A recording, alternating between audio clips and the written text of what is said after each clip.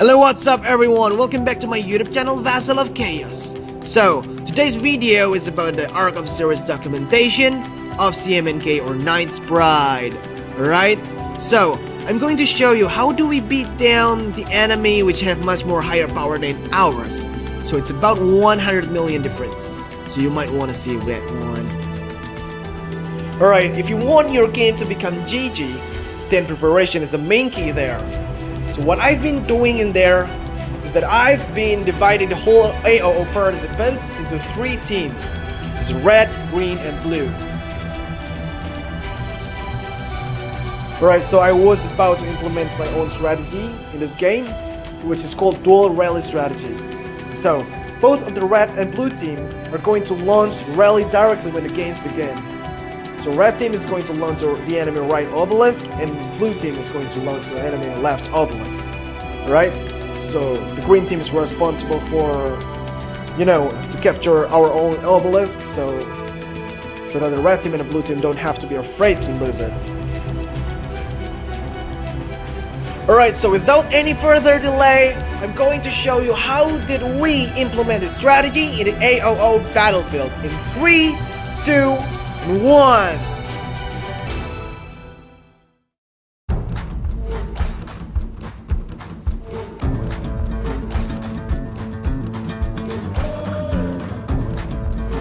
So we're finally at the AOO battlefield. Alright, so as the strategies, you gotta put markers correctly, because that's the main essential point to win the arc.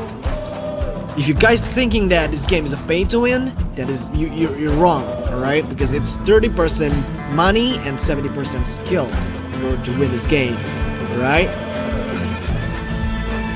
So the rally capacity of the red team is 1.5 million, so I'm not going to be afraid of losing a battle. But for the blue team, the rally capacity is slightly lower than that, so I might want to focus more on mobility and speed for the blue team. So that's why I add a marker that only Cavalry T4 below in the blue team's rally. So for the red team's rally, as versus already maximizes rally capacity, so it doesn't really matter which kind of troops inside the rally as long as T4 and above. So yeah. And also make sure not to include siege troops inside the rally or open field, because it will reduce your troop march speed a tremendous amount of points, because troop march speed relies on which the slowest troops you bring in your march queue. And if you guys see the camel icon, in the battlefield, it's called caravan, where you can spend your time and your siege troops to farm there, because siege troops have a huge amount of loads, so you might want to use that to farm relentlessly to rise your points, because it's half point, which is around 50 to 200 and something, so it will boost you to get more points effectively.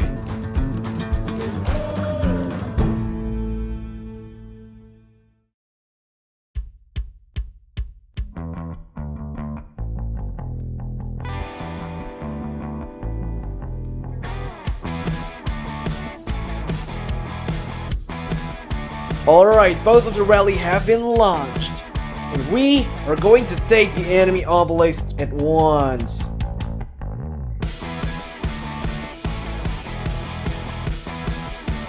In here, I'm not going to enter the rally because I am going to protect the rally in the open field battle.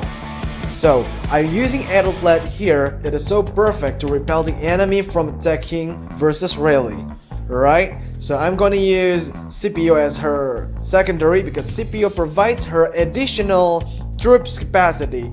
So not only Edelflat's leadership talent tree, which increases her troops capacity, but also Scipio force skill.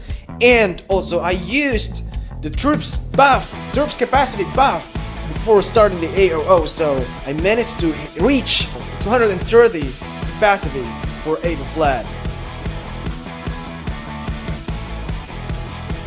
So the red team's rally is almost there, reaching the enemy obelisk. And take a look at that person. It's Gandala from the green team, and he is doing a very good job because, the enemy will be attracted to chase Gandala, so versus Rally will not be harmed.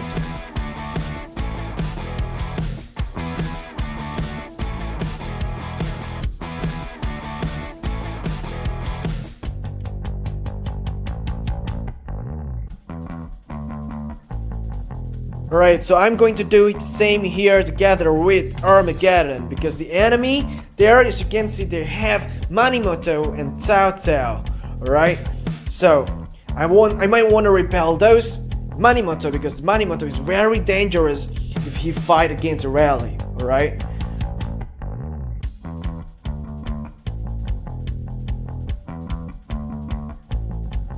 In this case, I know that I would lose, but I don't care. What mattered the most here is I would repel those Manimoto away from the red team's Rally, alright? Because Adelflat cannot do 1 versus 1 against Manimoto, and that Manimoto is accompanied by his friend, so yeah, I'm sure that I'm gonna fucked up there, but yeah, I don't care.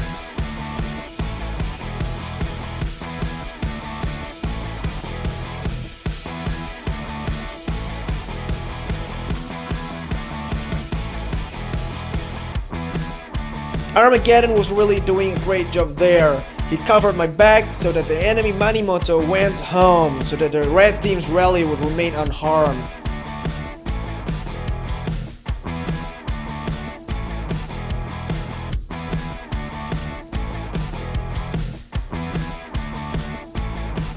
Pretty sure the enemy were easily to be lured out, so taking the obelisk is not hard things here.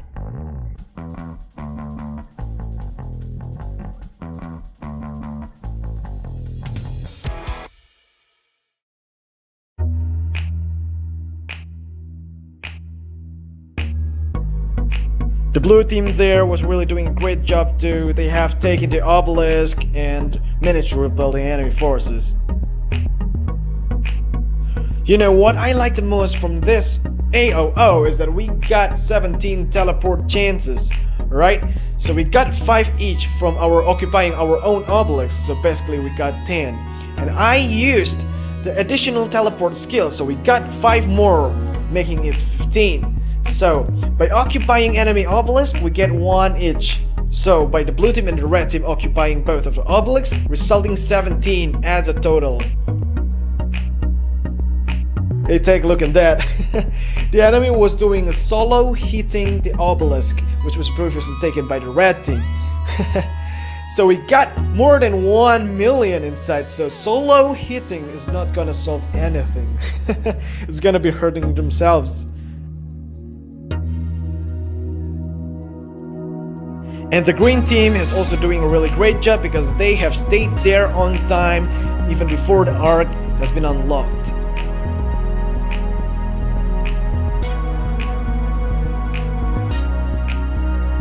Where the enemy, they don't have the additional teleport chance, right? So they only get 10 chances of teleport for occupying their own obelisk and nothing more.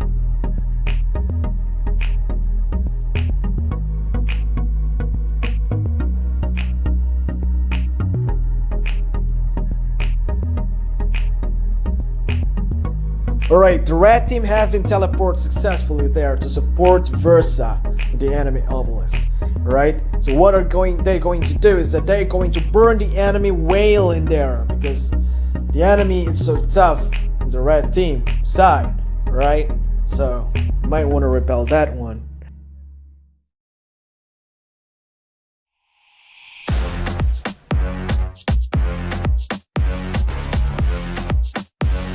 What a harsh battle we were having in there, because the enemy whale and dolphins were teleporting in there, so that we need versus Rally to eliminate them all. I was so amazed that everybody followed my instruction not to solo hitting any enemy city, because that's gonna mean nothing, alright? In AOO, you're gonna burn city only by Rally. Since the arc has been escorted safely by the green team, we were really doing a great job in the first 15 minutes, since we're dominating the battlefield. You know, some of the green team have been complaining to me that the enemy wasn't appearing at all in the mid lane.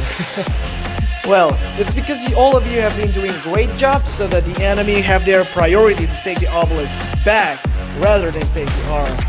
So, by taking the two of the enemy obelisk, the strategy make it effective so the enemy won't reach the mid lane at all, because they are going to be squashed from both sides, from the blue team and the red team.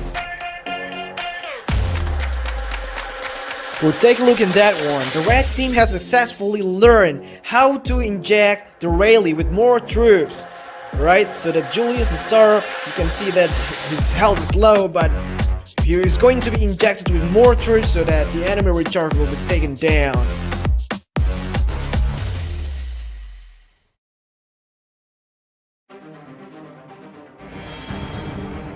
Alright guys, let's back to the blue team because the enemy whale was going to launch a rally attack against the blue team's obelisk.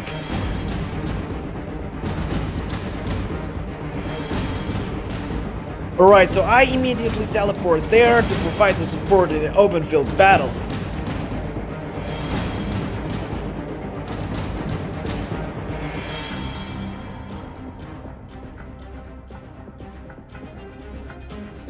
Right, as you can see there, the enemy whales were launching the rally and they're protected by the enemy march in the open field. Right, it's gonna be dangerous towards our obelisk.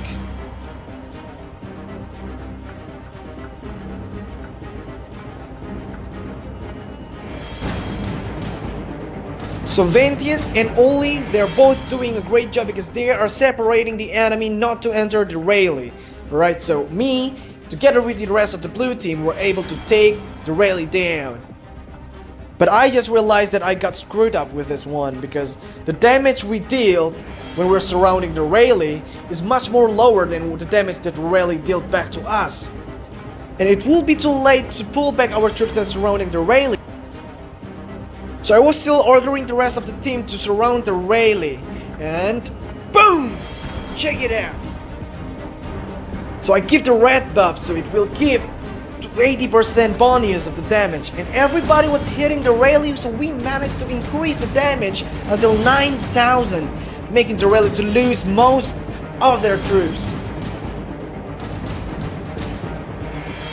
So by the time the enemy rally arrived in the obelisk, I scouted them, and it turns out that the enemy still have a bigger amount of troops than the one that we have in the obelisk. So I immediately order all of the blue team to enter the obelisk to provide the best defense that we could.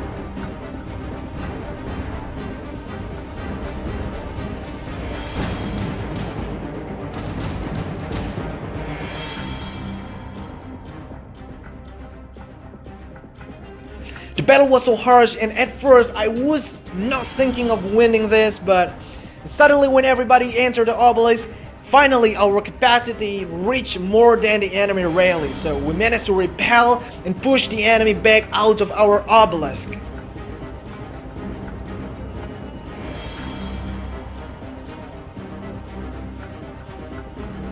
Alright, so we managed to survive against the rally, and I'm ordering our troops now to come out from the obelisk to chase the enemy surviving commanders. Alright, so as you can see there, I use sprint boost there so that our troops were able to chase the enemy, you know, mobility commanders such as Telltale and Belisarius there, so they won't just survive. Alright.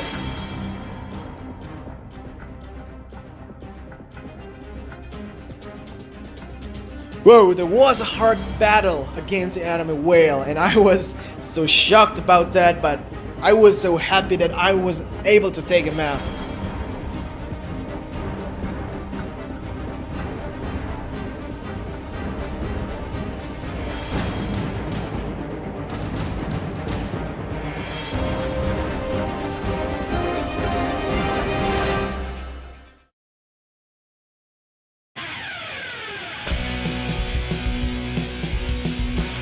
Alright, it's a payback time, so that the enemy is launching another rally, but they don't learn from their mistakes, because Oli and Ventius, they're just easily separating the enemy reinforcement troops from entering the rally. So yeah, we know the result, that it's going to be easier. But we have to retreat at once inside the obelisk, because we're not having the red buff again this time. But it turns out that I haven't put the retreat command in the settings, so I need to open up a setting, so I have to replace the emoji section and looking for the retreat button. I finally found it out, and I managed to use the retreat button to order my friends to retreat back to the obelisk.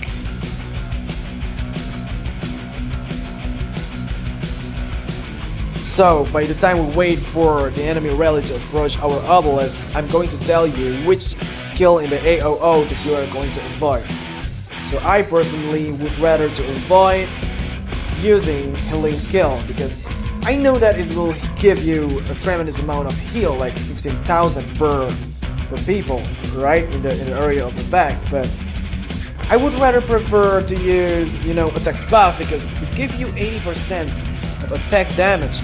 So imagine when you got an 80% of the attack buff for your troops. Let's say you have 200,000 troops, and when you get an 80% of, damage, then it's basically you will have 180,000 more. So it's like you are having 380 troops at once.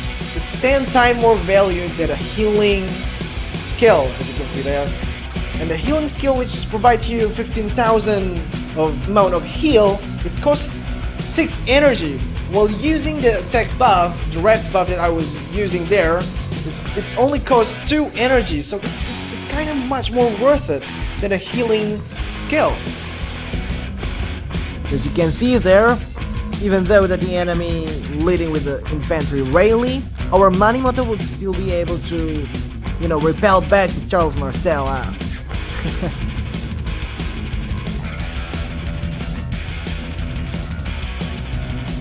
Alright, so we managed to overwhelm the enemy within 30 minutes, so the rest battle is gonna be easy.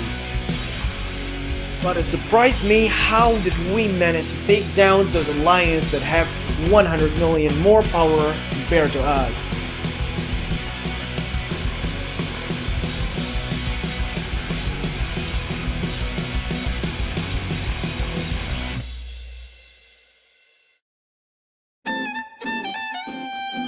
Yeah, so this is how we managed to spend our last 25 minutes of the game.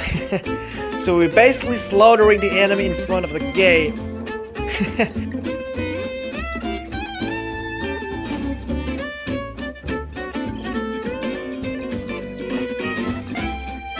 Oh, Night Sprite, I was so proud that I was be able to fight alongside you, so that we managed to turn the whole battlefield into blue.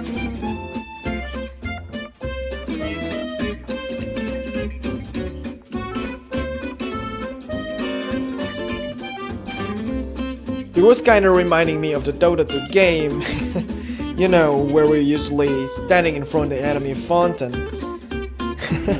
And in this case, I really wish that I could use Pudge, I wish that I could really use his meat hook to steal the enemy out of their base, to slaughter them in front of the gate. And also, please remind yourself that you cannot butcher the enemy inside their base, so you might want to bring them out of their base.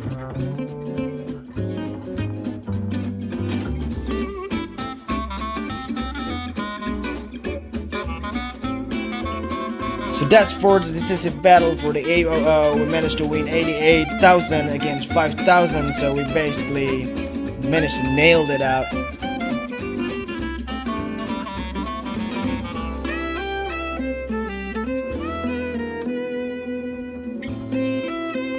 Yeah, we've won. Versus got an MVP. No surprise in that.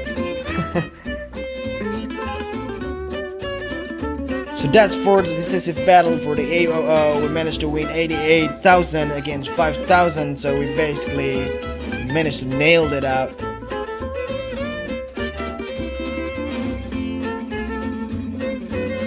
Right, so this victory also maintained our 4th win streak in the AOO. So by becoming the AOO leader, I've never reached rank 20 or above. So basically, I've always reached below that. Because, you know, I have to pay attention to the whole army, the whole alliance, so I don't have time to pay attention to collecting my own individual point. But you know, that won't annoy me at all, because, you know, I have my own excitement in the AOO, where if I implement a strategy, and if it works, that made me happy. Alright, thank you guys for watching. That's all for today's AOO video. I hope that you guys enjoyed that. And if you liked the video, make sure to leave a thumbs up, comment, and subscribe. See you in the next video. Vassals out.